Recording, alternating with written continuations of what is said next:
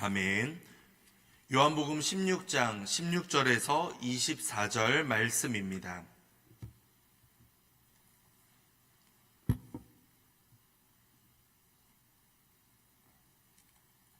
요한복음 16장 16절에서 24절 말씀 교독합니다.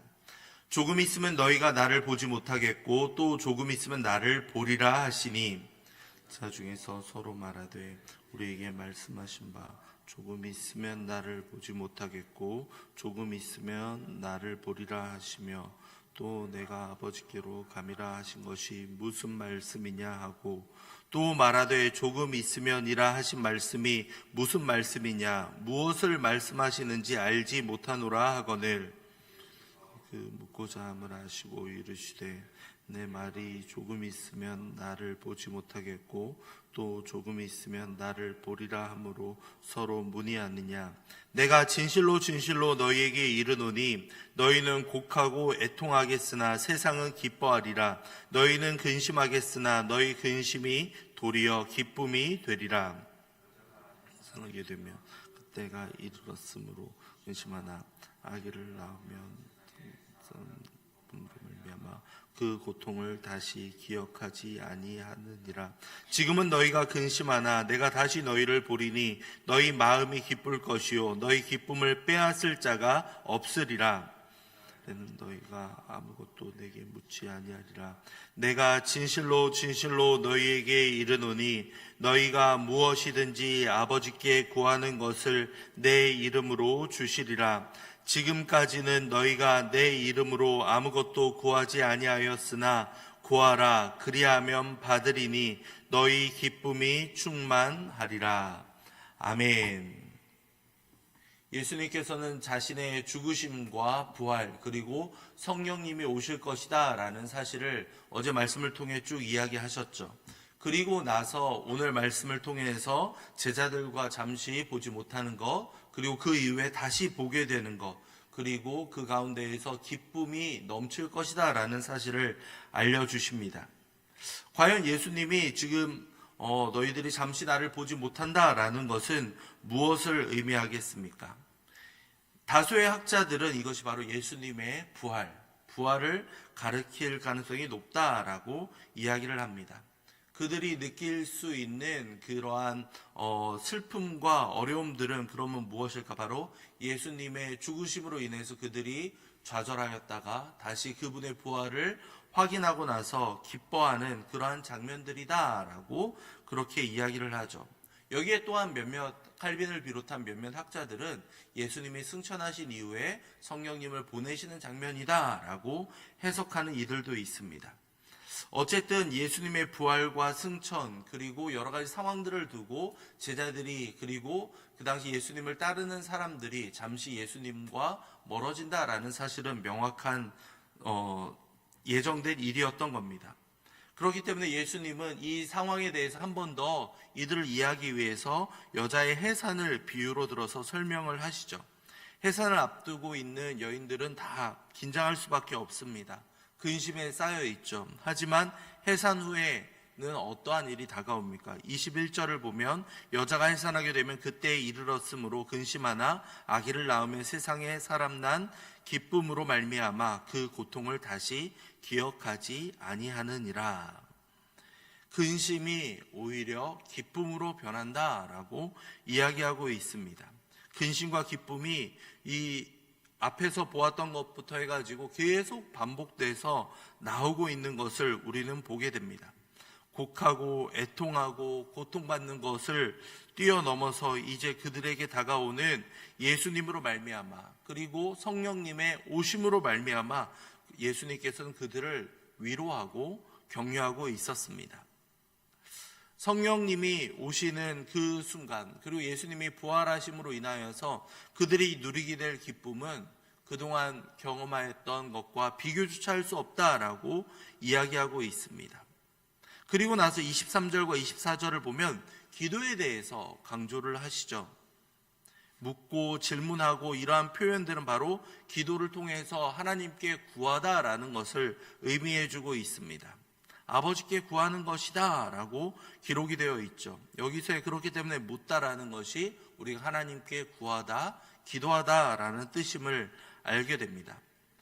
아버지께 구하는 것을 나타내기 위해서 또한 사용이 되었고, 다시 말해서 예수님이 죽으시고 부활하시고 또한 성령님이 오신 이후에 그분이 하시는 역할이 달라진다라는 것을 알 수 있습니다. 예수님이 지상에서 제자들과 함께 있을 때에는 제자들이 예수님께 구하는 바를 이야기할 수 있었습니다. 직접 이야기하게 되었죠. 하지만 예수님이 승천하시고 성령님이 오신 후에는 어떠하게 됩니까? 이제는 그들이 직접, 제자들이 직접 하나님 아버지께 구하여야 한다, 기도하여야 한다라는 것을 알려주고 있는 겁니다. 그렇기 때문에 예수님이 기도하는 방법도 알려주셨고 어떻게 기도하는지도 제자들에게 자세히 알려주신 이유가 바로 여기에 있다는 겁니다. 예수님의 구속 사역으로 말미암아 성령 하나님의 인도하심으로 말미암아 이들이 이렇게 이제 하나님께 직접 구할 수 있고 성령님의 인도하심을 경험할 수 있다라고 알려주고 있는 겁니다. 이제 제자들은 예수님의 이름으로 기도할 수 있고, 그러고 이제 기도를 하였을 때 그들에게 무엇이 약속되어 있습니까? 23절을 볼까요? 그날에는 너희가 아무것도 내게 묻지 아니하리라. 내가 진실로 진실로 너희에게 이르노니 너희가 무엇이든지 아버지께 구하는 것을 내 이름으로 뭐라고 합니까? 주시리라. 너희들이 구하면 아버지께서 주신다라고 말씀하고 있습니다. 우리가 예수님의 부활 승천 이후에 누릴 수 있는 가장 큰 혜택은 장소나 시간에 구애받지 않고 하나님께 마음대로 언제든지 기도할 수 있다라는 사실입니다. 우리가 기도를 통해서 예수님의 뜻을 따르게 되고 하나님의 영광을 구하며 우리가 무엇을 해야 할지를 깨달을 수 있는 특권이 우리 각 사람에게 주어져 있다라는 사실이 얼마나 감사한지 모릅니다. 하나님과 대화할 수 있고 하나님을 찾을 수 있다라는 사실이 바로 우리에게 주어져 있는 가장 큰 영광이요 기쁨임을 우리는 잊어서는 안 되겠습니다. 이를 통해서 우리는 부활하신 예수님과 성령 하나님 안에서 우리가 함께 하나님을 만날 수 있고 또한 예수 그리스도의 이름으로 기도를 하고 그것에 응답도 받을 수 있습니다. 그리고 이러한 핍박과 어려움을 지금 당장은 우리가 누릴지라도 그 끝에는 기쁨이 함께한다라는 놀라운 약속이 우리에게 주어져 있는 겁니다. 어제 말씀부터 오늘 말씀까지를 통해서 우리는 예수 그리스도의 부활과 그리고 성령님의 오심으로 말미암아 우리가 누릴 수 있는 혜택이 무엇인가를 분명히 알게 됩니다. 성령님의 오심으로 말미암아 우리는 예수 그리스도를 주님 안에서 다시 한번 경험하게 됩니다. 보이지 않다고 예수님이 우리와 함께하지 않는다고 두려워할 필요가 없는 것이다 라고 성경 우리에게 알려주고 있습니다. 제자들 역시도 예수님이 떠나신 이후에 부활하시고 또한 그들과 함께하는 성령님을 약속하셨기 때문에 그 성령님 안에서 우리가 교제할 수 있다라는 것을 알려주셨죠. 오늘을 살아가는 우리도 마찬가지입니다. 주님 안에서 우리가 부활을 함께 경험하며 기대하며 살아갈 수 있고 승천하신 예수 그리스도를 주님 안에서 만날 수 있다라는 것이 얼마나 큰 은혜인지 모릅니다. 성령님이 오시면 어제는 깨닫게 하시는 말씀의 진리를 깨닫게 하시는 은혜가 있다고 했습니다. 우리도 마찬가지입니다. 말씀을 읽으며 묵상하며 성령님이 함께 하심으로 말미암아 우리에게 일깨워 주시는 은혜가 있다라고 했습니다. 예수님의 말씀이 이러한 뜻이구나. 잘 풀어져 있는 성경 말씀을 통해서 예수님의 말씀을 우리가 해석하고 우리의 삶 가운데 잘 적용하며 또한 이해할 수 있습니다. 얼마나 큰 은혜이며 감사한 일인지 모릅니다.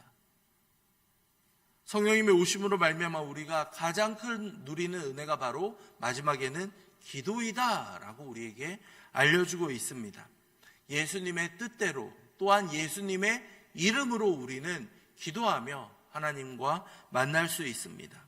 성령 하나님 안에서 믿고 또한 행동하는 그러한 실천의 삶을 우리가 살아가게 된다라는 겁니다.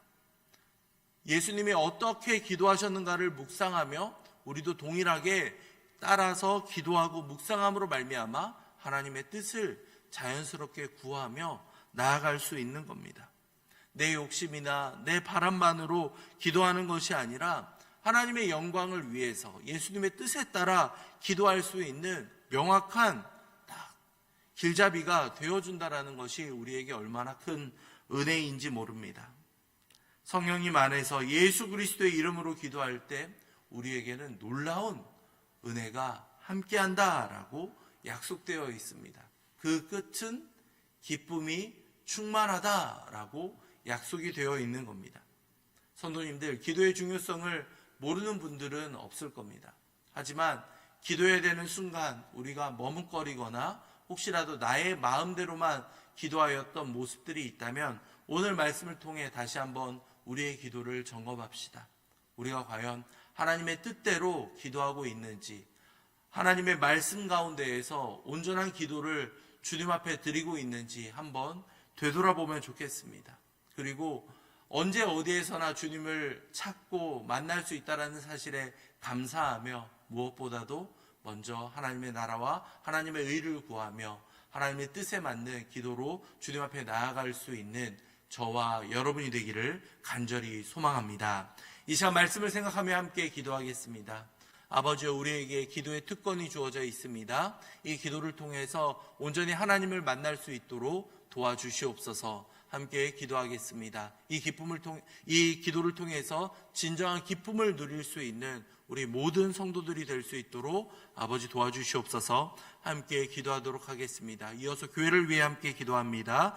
교회를 위해 기도할 때 다음 주부터 시작되는 고난주간 특별 새벽 기도회를 통해서 우리가 함께 은혜를 경험하며 함께 그 은혜를 나눌 수 있는 귀한 시간 될 수 있도록 아버지 인도하시옵소서. 함께 기도하겠습니다. 또한 우리 새벽 기도회뿐만 아니라 수요 기도회와 금요 기도회를 통해서 우리 모든 성도들이 기도를 통해서 주님의 영광을 볼 수 있는 올 한 해가 될 수 있도록 아버지 도와주시옵소서. 함께 기도하도록 하겠습니다. 이어서 담임 목사님을 위해 기도할 때 우리 목사님 날마다 강건하게 붙잡아 주시며 영육 가운데 형통하게 하여 주사 모든 사역을 능히 감당할 수 있도록 하나님 아버지께서 힘과 지혜를 부어 주시옵소서. 우리 목사님 통해 주님의 영광을 함께 경험하며 우리가 함께 누릴 수 있도록 도와주시옵소서. 함께 기도하신 이후에 각자 가지고 오신 기도 제목으로 기도하도록 하겠습니다. 기도하겠습니다.